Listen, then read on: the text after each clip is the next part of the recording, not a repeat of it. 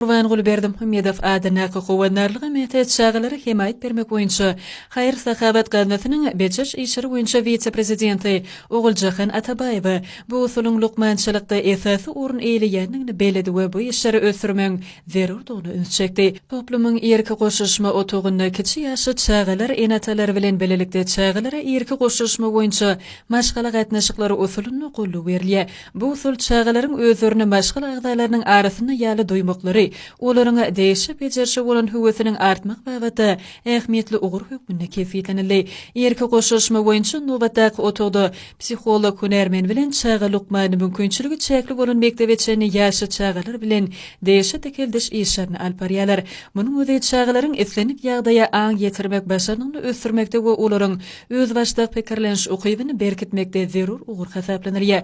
Gazanyň vice-prezidenti lukmanlaryň bu otoglarda alp barýan işleriniň çağaryň täzleşikli ösüşine ähmiýetlidigini belläp, bu çäreleri hasam kämilleşdirmek we dünýä tejribesini özleşdirmek babata olara bir neçe degerli maslahatlaryny berdi.